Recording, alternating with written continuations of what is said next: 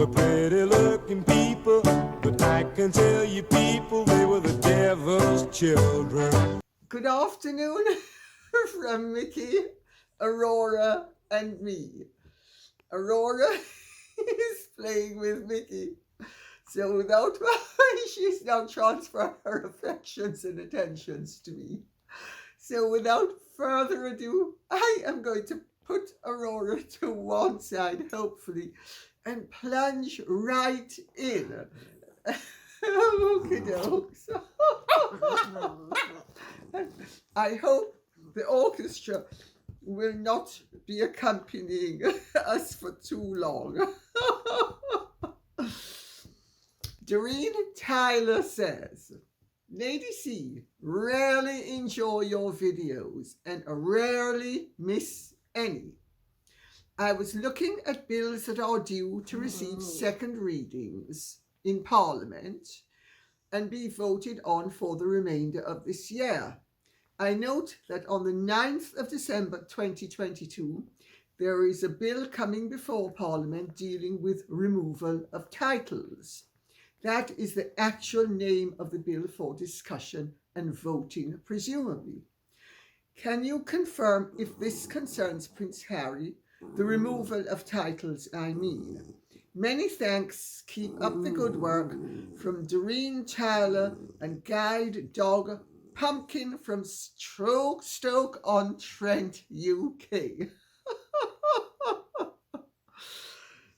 Well, Doreen Tyler, yes. The removal of Bill's title, which has already been submitted.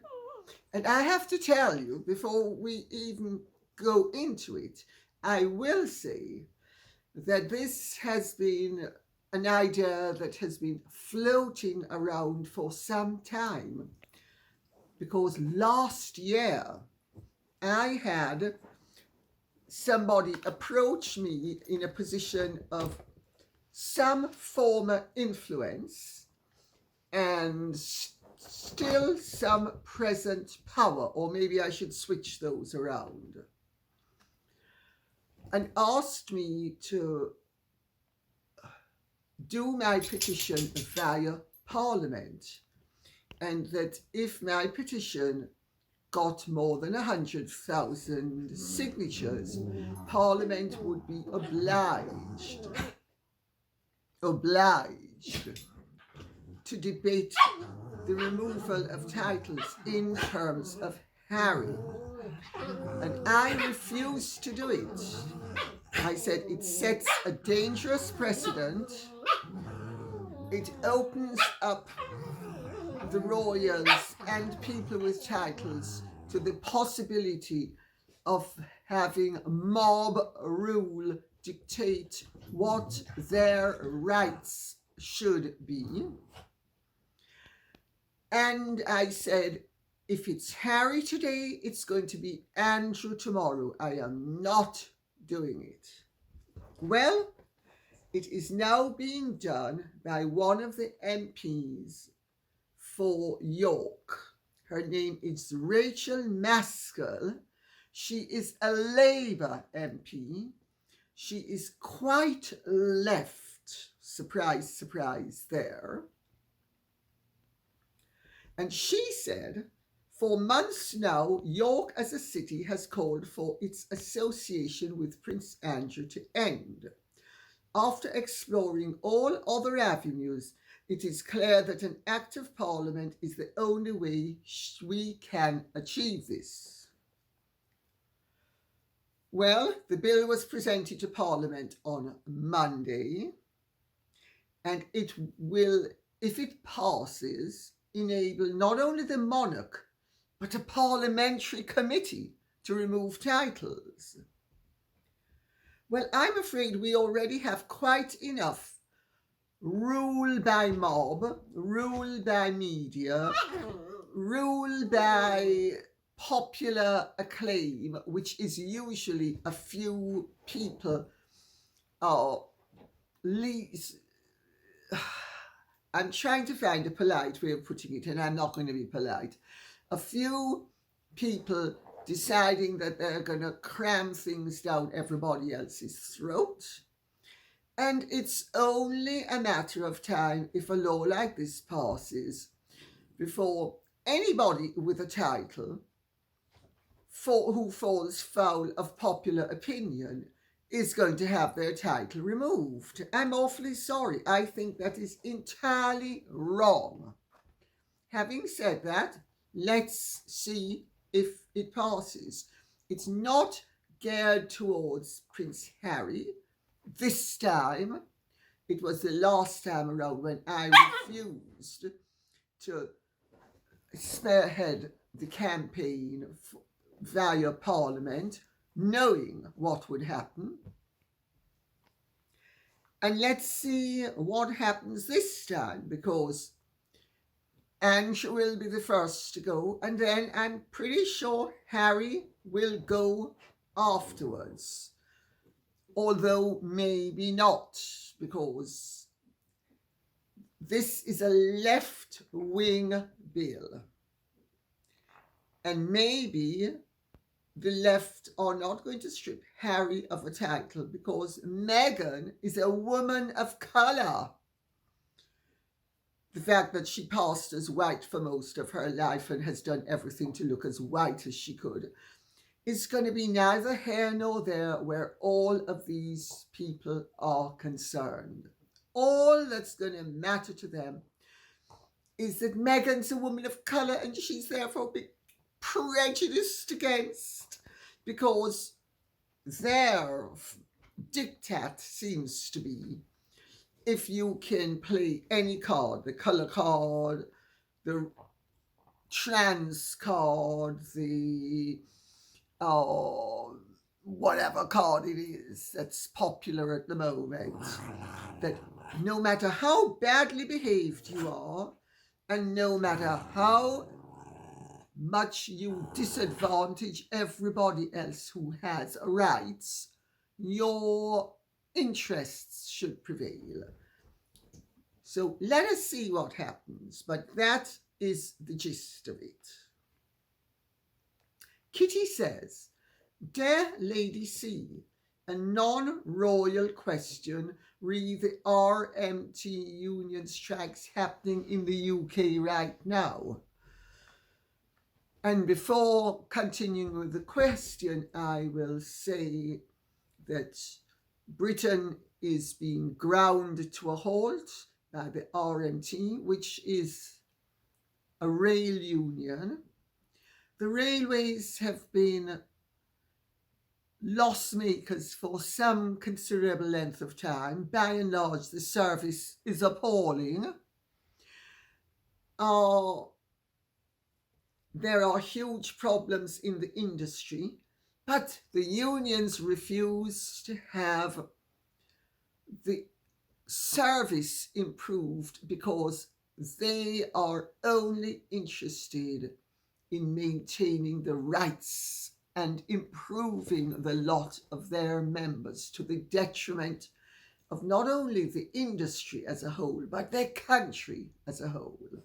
The unions are holding millions of UK commuters hostage to their demands, it seems. Based on the coverage, it looks like the UK is at a standstill like it was during lockdown. More industries such as the law, the NHS, that's National Health Service for those of you who are foreigners, education, etc., are threatening to join the strikes. Can you please explain and break down to us what is going on, how it came to this, and what is the end goal of these strikes? How long will it last? Unions have threatened at least until the end of 22, if not beyond. Is it political, Tories versus Labour, power struggle, as the unions mostly seem to be pro-Labour? It looks like such a big mess, and the ordinary people are the ones struggling the most, as usual. I know strikes are necessary, but on this scale, it just seems selfish and cruel. P.S. Who are the union barons that Boris referred to? Well, the reality is it's not really just Tories versus Labour. It is really hard left Labour versus moderate and centrist and right-wing Labour. If they can bring down the government, they will. Their hope is not only to bring down the government, but to bring down the centrist Labour leader who is Sir Keir Starmer. They want to replace him with a hard left leader. They want a hard left society. They have always wanted a hard left society. Any opportunity they can get to have one, they will not only take it, but create it.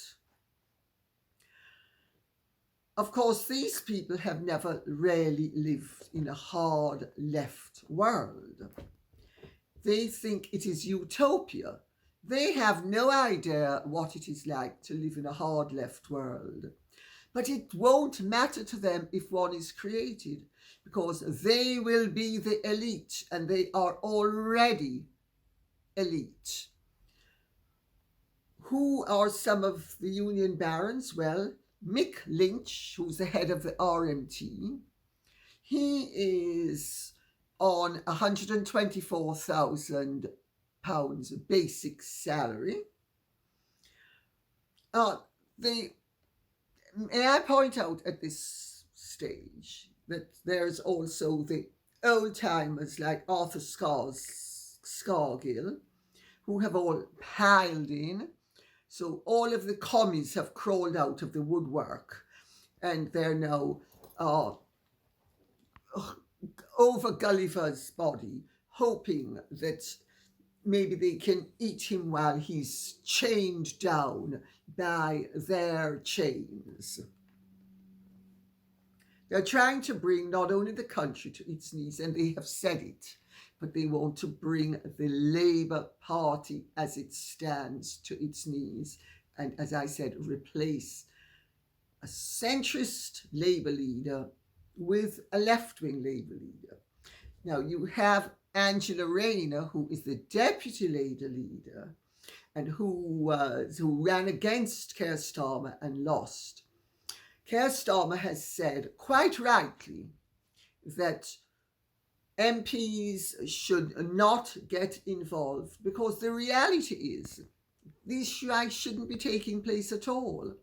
This is not an issue with the government. This is an issue between the union and the owners of the railway. So it's nothing to do with either the government or the Labour Party. But the left are very proactive in the Labour Party, and they have piled in, chief of whom is Angela Rayner, who has rushed out to join the strikers and pose for photographs, boosting her left-wing credentials and credibility. Well, train drivers and indeed most people in the rail sector, which, in case those of you don't know, has been running at a loss for a considerable length of time because they can't get their act together to perform adequately and provide a good service. Across the board, their salaries are better than people in equivalent jobs in equivalent sectors. Train drivers are on £59,000 a year. The Office for the National Statistics state rail travel assistants, including ticket collectors and guards, are on £33,310 per annum. Rail construction and maintenance workers are on £34,998. These are all basic salaries, by the way. Rail transport workers, including signallers and drivers' assistants, are on £48,750. Train and tram drivers are on £59,189. And rail and rolling stock builders and repairers are on £46,753.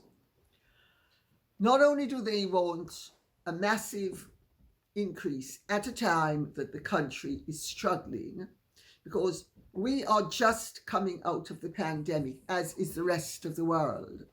There are serious economic problems that the world is facing just because of the pandemic. This is not something that Mick Lynch has factored into as something, as a responsibility he should possess to the British people and indeed to the workers who use the rail and need to use the rail service. This is an opportunity that he is creating to exploit and create discomfort.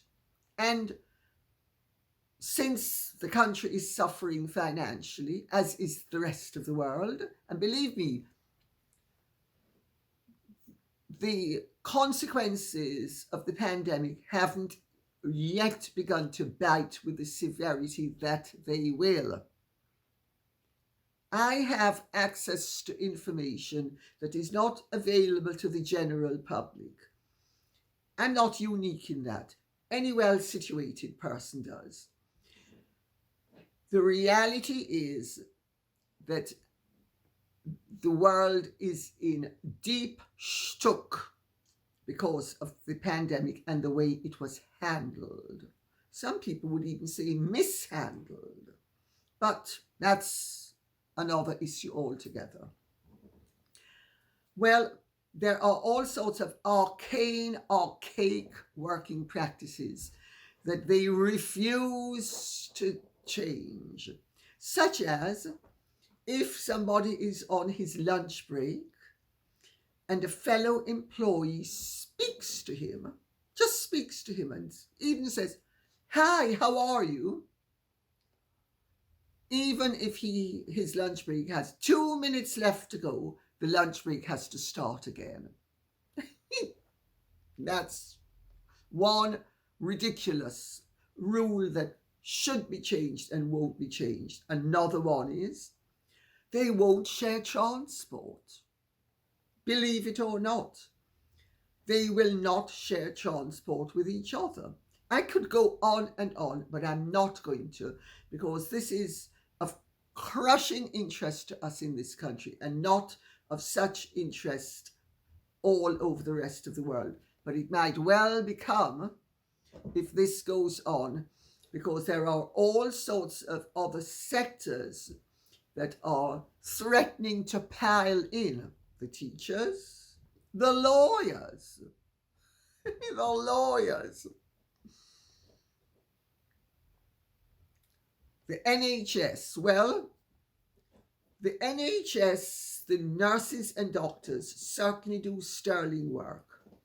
But the NHS is a sacred cow in this country that needs to be changed. It does not serve the purpose for which it was set up.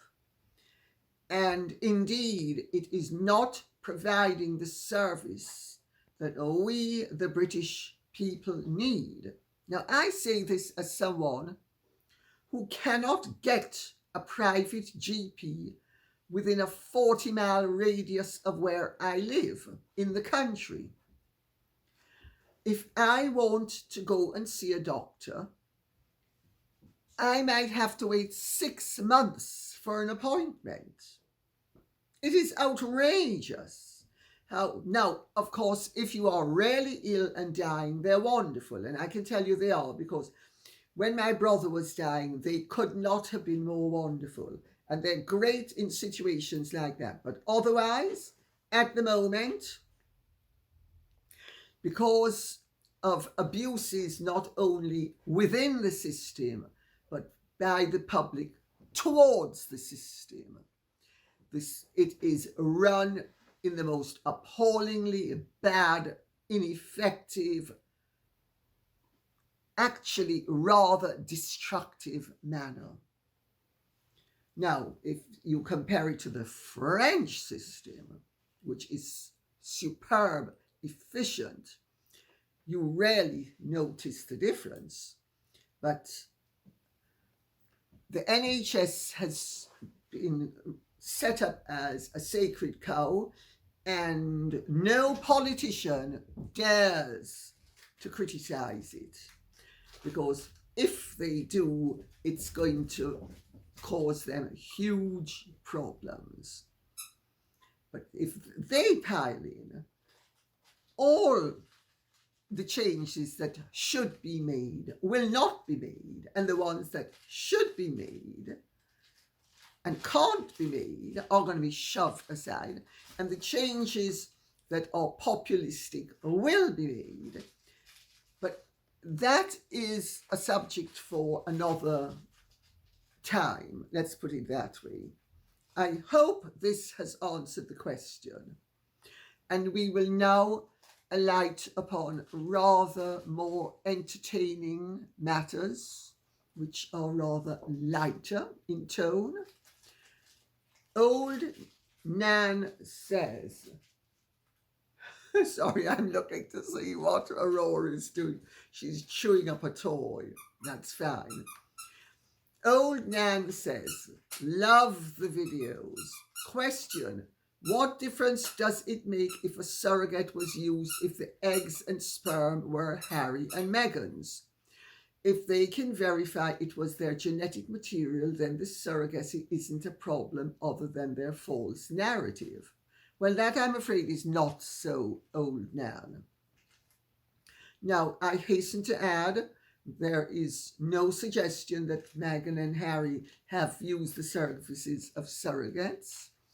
This is all speculation, and this is all a subject that really should never have arisen, but has arisen because of, in particular, her conduct. And that they have done nothing to clear up the questions that have arisen as a result of her conduct. Aurora's come to join us. So, as a result, a subject that really should not have arisen in the first place is one that we have to address, because there are valid concerns. Because any heir to the throne has to not only be, but has to be seen to be correctly in the line of succession, with absolutely no doubt as to their rights, their rights as a possible monarch of this country. This is a valid concern that people have, born of the valid right that we, the British people, have to have a true king or queen. That's the reality of this situation.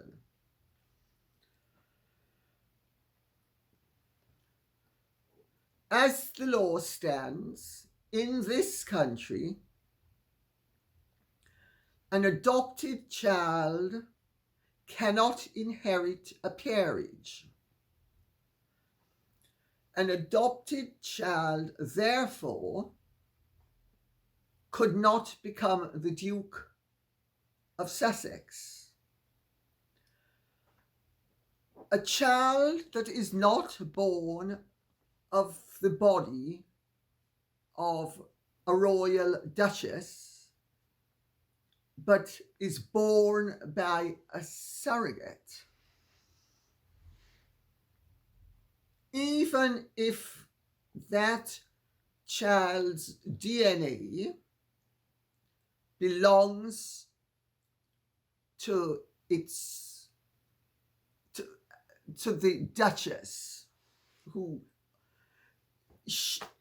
it cannot accede, because it is illegitimate. Under the laws of this country, and as long as we have a royal family, the royal family embody the laws of this country. And the laws of this country are in the name of the crown. It is Regina versus whomever, if there is a criminal case, for instance. The Queen embodies the crown. Therefore, it is not possible for an illegitimate child, as things stand, to be validly in the line of succession.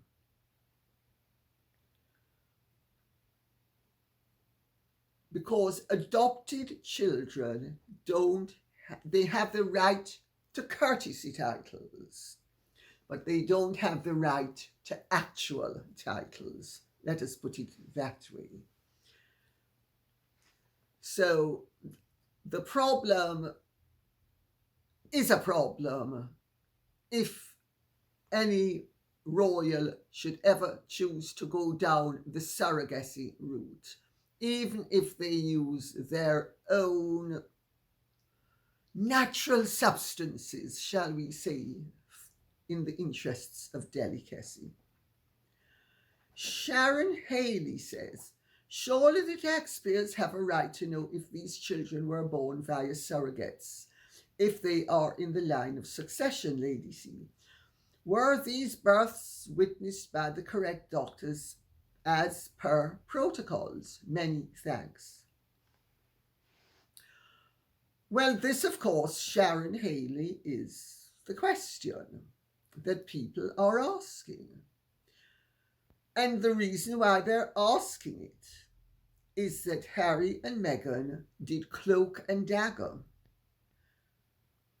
Harry and Meghan acted as if any child of theirs is a child that the British people have no right to question or to impose ourselves upon that child.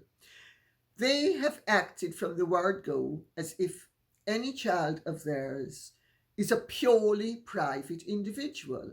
But a purely private individual has rights that a child in the line of succession will have to waive by virtue of being in the line of succession. That is why, following the warming pan scandal of 1688, when James II's wife Mary of Modena produced a healthy baby boy who became James, Prince of Wales. He was known as the Old Pretender. The Protestants, because he was Catholic, Mary of Modena was Catholic, he being James II was Catholic, so their son, who would be James III, would have been of necessity Catholic. They didn't want a Catholic monarch, so there was what was called the Glorious Revolution of 1688, where James II was toppled and run out of the country, and his daughter Mary and her husband William of Orange, who was also James's nephew, her first cousin, Mary's first cousin, they were made joint king and queen at the invitation of Parliament. And when William died, Mary's younger sister Anne acceded to the throne, followed by their cousin, the Elector of Hanover, who became George I. All Protestants. it was particularly forbidden for a Catholic to accede to the throne of Great Britain. Since then, to prevent the possibility of a baby being substituted the way Mary of Modena's baby was unfairly accused of being substituted, the Home Secretary was always present at the birth of an heir. And may I point out that, for instance, when Marie Antoinette gave birth to her first child, there was such a crush that she nearly fainted, and the windows had to be broken in her bedroom to let in air. So the whole business of royalty being somehow so special that it needs to be protected against observation is a very recent thing, created largely by Harry and Meghan. However, they're not the ones who did away with the custom of the Home Secretary witnessing the birth. If I recall correctly, and I could be wrong, this was done at the time of Princess Alexandra's birth. So this was done before the Second World War, because nobody imagined that there would ever be a situation in which a member of the royal family would marry or would be, if it was a woman, accused of or suspected of or create the scenario whereby people would think that the warming pan situation had been revived in another form. My own feeling is that the rights of the British people require independent observation by a member of the state. The Home Secretary was a very good choice. I think the law ought to be the custom rather, ought to be reinstituted, because had it continued to exist, none of these anomalies would be open for discussion now, and they shouldn't be existing at all. This is highly undesirable, this situation, and Harry and Meghan could easily clear it up and have chosen not to, but that's something else again. Stephanie Bustcakes says, the sad thing is that the children will be the ones to suffer from these surrogacy rumours. These rumours will follow them for the rest of their lives because the parents choose to play games with the public and the media. Do I agree? Yes, these are rumours that will follow them for the rest of their life if the rumours are not addressed in a decisive manner and put to rest once and for all. Harry knows all about rumours of parentage, and it strikes me as particularly remiss that somebody whose own paternity has been questioned and who would have endured a lot of discomfort as a result of that would open his children to such speculation.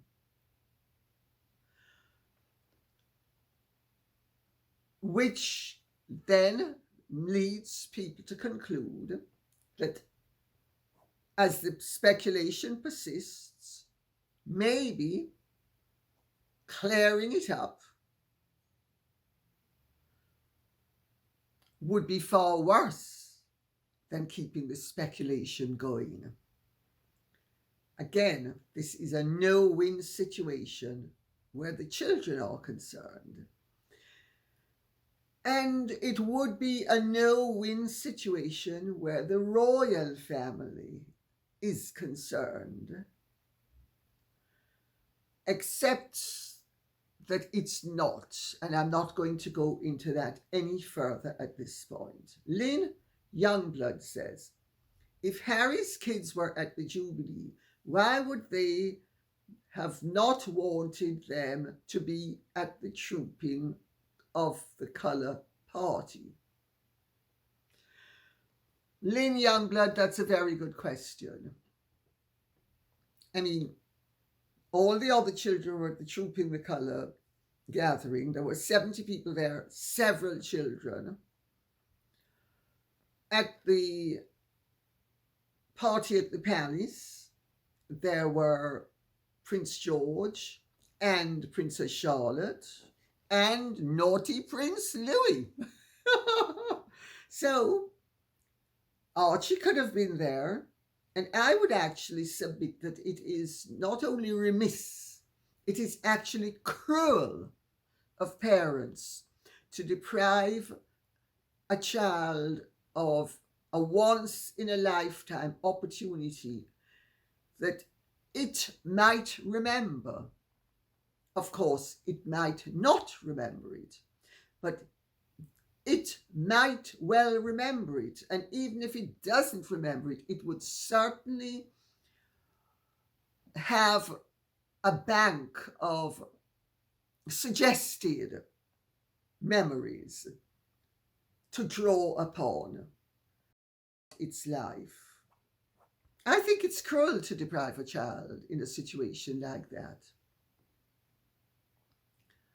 no matter what their reason is. There's no reason that's a good enough reason to deprive a child of an occasion like that. However, let us remember that Harry and Meghan have fish to fry.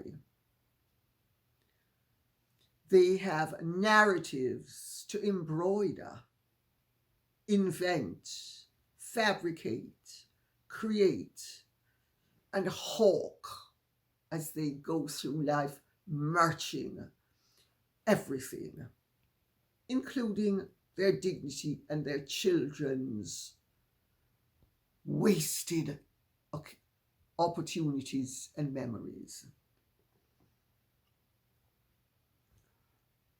Clearly, incorporating Archie was never going to be a factor. One has to ask, why? And I'm afraid there is no answer that is any good, that lets them off the hook. General Rose B says, I don't understand why Harry did not allow his son Archie to interact with his cousins during the Jubilee. Why no pics with Archie and Lily together? Why no pics of Archie watching Dad play polo? Most people proudly display pictures of their children. What are your thoughts? Well, General Roseby, there are three different aspects to this that you've touched upon. Harry allowing Archie to interact with his cousins during the Jubilee is one. And yes, I think in the ordinary course of life,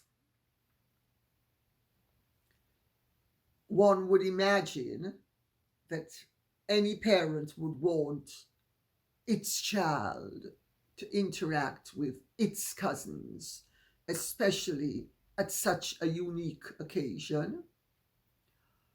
But I suppose if you're going to exploit the situation to your financial and other benefit,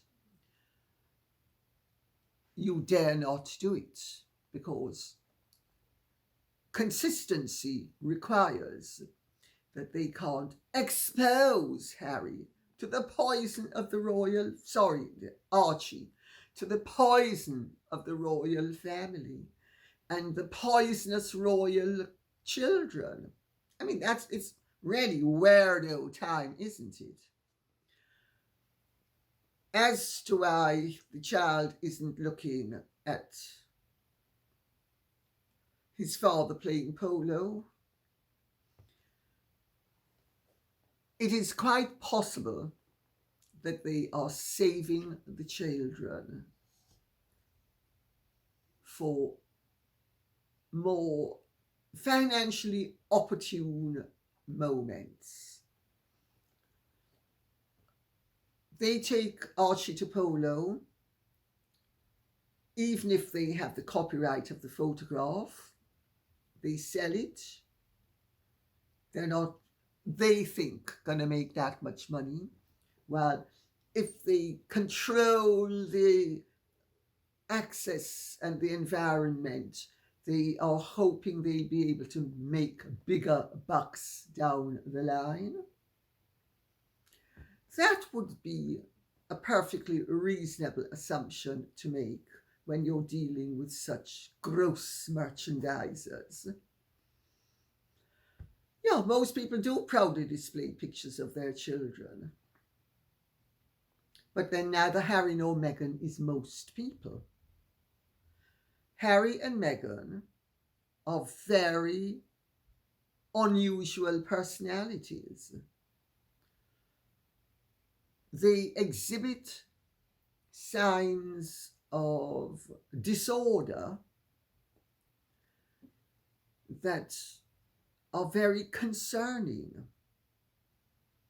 and that suggest that comparing them to most people is an ill-advised avenue down which to walk.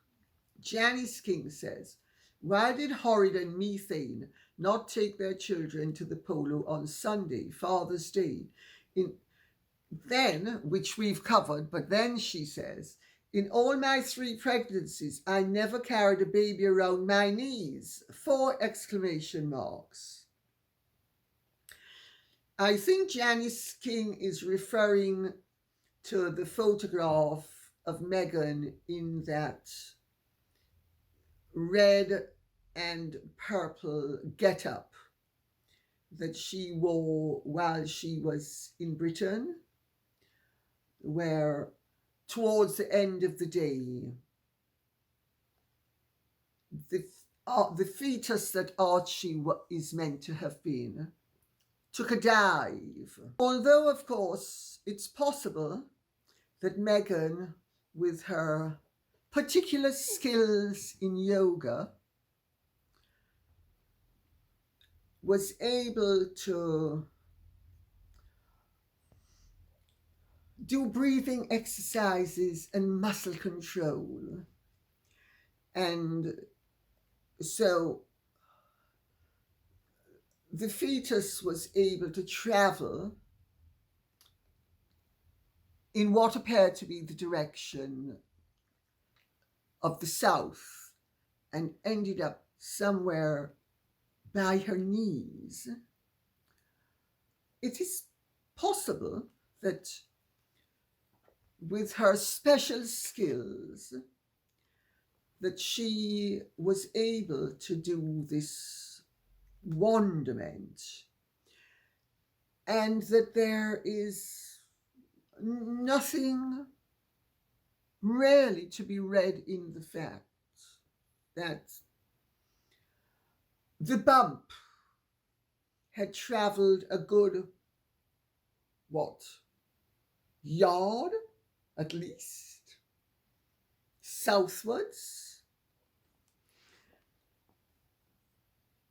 You know, when you're dealing with very special and fabulous and extraordinary and unique people, they have skills that you, Janice King, and the average woman will not have. So I think we ought to bear in mind that when we're dealing with greatness, that greatness has access to gifts that the average person doesn't. And that could be an explanation, couldn't it? Aurora, honey, can you catch that flying pig? I see a flying pig up there. Go on, catch it for Motty. Come on, catch the flying pig for Motty. So, now that we've established that Janice King doesn't have the aptitude for shifting any of the children that she carried from the region of the belly down to between the knees, I will go on to what High PSI 11 says. How could all of the doctors, nurses, and other staff who were present during Archie's birth be kept utterly silent if there had been a surrogate? That's a very good question. And this again is one of the issues that should not be open to discussion because it shouldn't have arisen in the first place. However, the reality is that any member of the medical staff is sworn to secrecy. There is such a thing as medical confidentiality. What goes on in a hospital cannot be leaked. And if it is leaked, the person who does the leaking will, not can, will lose their ability to practice. It's not about can, it's about will. So this is why doctors and priests and nursing staff and members of hospitals are bound by confidence so that they protect the privacy of the patient, even if they do not like what is going on, even if they do not approve of what is going on. They are duty bound and honor bound and legally bound to remain silent. Colin Alexander says, there is also an absence of proof from hospitals, doctors, and legal documents that she carried a child herself. But then again, she wouldn't have all this attention if she was straightforward. And there we have it, Colin Alexander. Whether she carried the child herself or whether she didn't carry the child herself, her demeanor, her conduct is what has triggered the whole speculation. It would be beyond belief that she would be so out of touch with reality that she would seriously believe that people would not comment upon oddities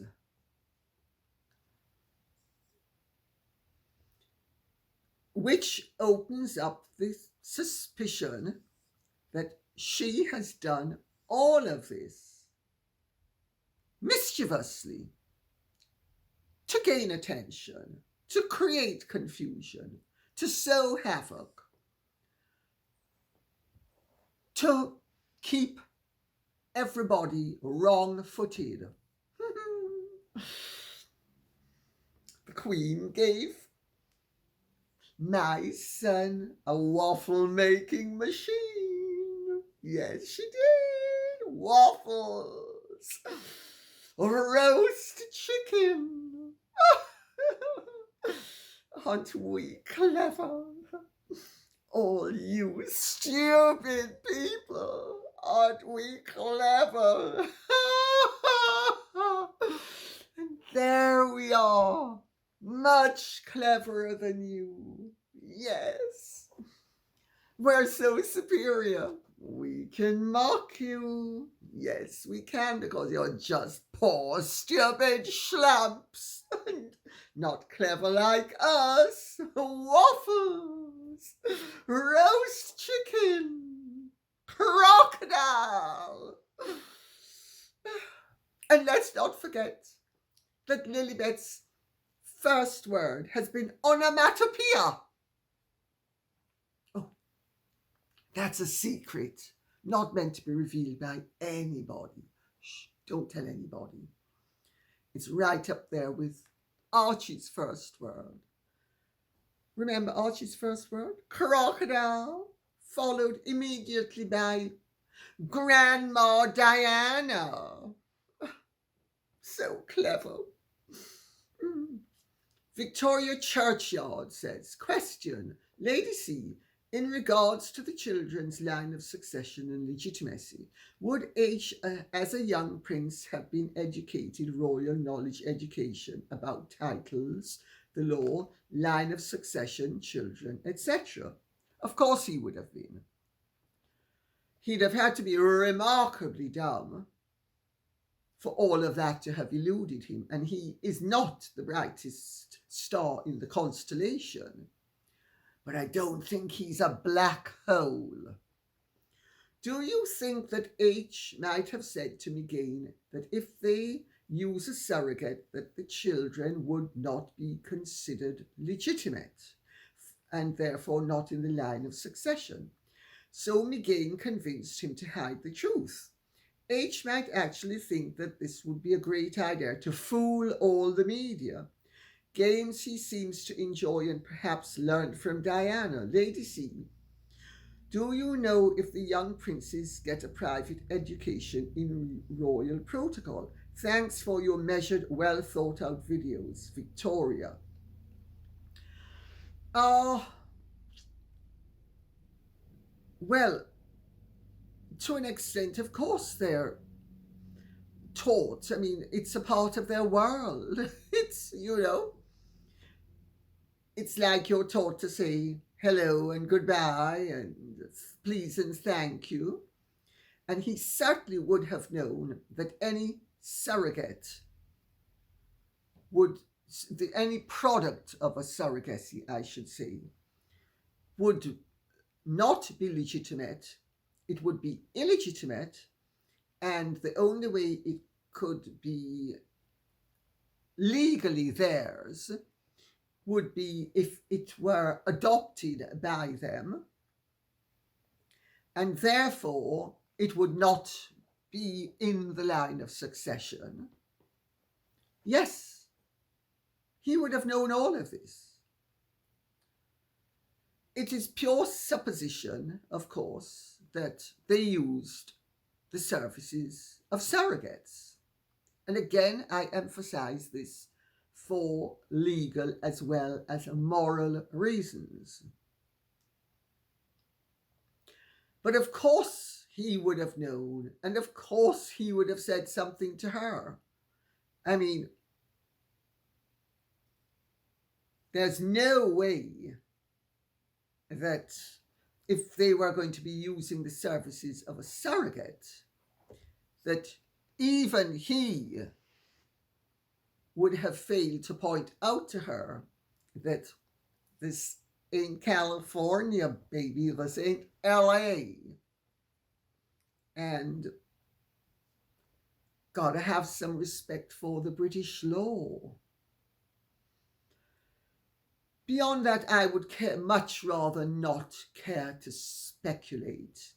But the mere fact that you have asked the question, and the mere fact that this is a question that has arisen possibly now millions of times as a result of Meghan's extraordinary behaviour over the gestational periods, and then over the births and the cloak and dagger. Oh, mysteries, we've got to hide everything.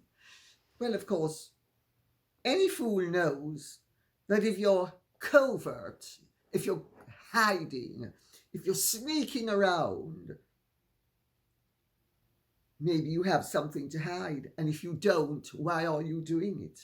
Because honourable and decent people don't behave in a covert way when the constructive, healthy, desirable way to behave is in an overt way. Unless, of course, they're really mentally ill, which is another possibility to consider. And I'm going to end with this one. Chicken Foozle says, is it at all possible that the royal family do not know themselves if the babies were born of surrogates? I mean, it's not as if she had to physically prove to them she was pregnant or gave birth. I'm assuming MI5 would have the resources to know. There is no shame in surrogacy. Harry and Meghan would have had the full support of the royal family and the public if they had chosen this route. The only reason to keep this a solid secret from Meghan and Harry's perspective is to do with the line of succession. My husband's belief is that the royal family know, and from their point of view, A and L, meaning Archie and Lilibet, are so far removed from the line of succession that it isn't worth the uproar that would occur if they weren't in the line of succession on the royal website, because if they were omitted, the cat would be out of the bag. Why would that be a bad thing now? Well, because then the pregnancy would have been a lie. Meghan and Harry are entitled to their privacy, but really, this is a subject of national importance and of legitimate public interest. I'm not saying Archie and Lilibet were surrogacy born, but all the machinations around the whole pregnancy and birth caused speculation. How hard would it be for Meghan and Harry to put an end to this once and for all? It would be very easy for them to put an end to it all. They would simply announce that the children were not born of surrogates. They would simply provide the information to which the public has a valid right of sight. Because remember, we are dealing with a potential king and queen of this country. Their feelings, their rights to privacy, their cosseting of themselves at the expense of the national good and the rights of every single citizen in this country is an abomination. It is an impertinence. It shows that they don't know their place in the scheme of things. They have forgotten that we have rights. And in this instance, our rights trump their comfort. We have a right to know whether those children are legitimate or not, whether they were born of surrogates or not. And until Harry and Meghan take steps to inform the public that those children were born of her body and are of her eggs, this is a valid subject for discussion, and one which I not only say should remain a topic for discussion, but one that should continue to be made a subject for discussion until such time as they are made to respect the rights of the British people. It's as simple as that. And if they can't respect our rights, then they should renounce his rights of succession and his children's rights of succession as well, because that he can do while they are minors. That is it in a nutshell. And I don't care whether they like it or don't. The fact of the matter is, we, the British people, have a right to know whether a potential king and or queen of this country is legitimate or illegitimate.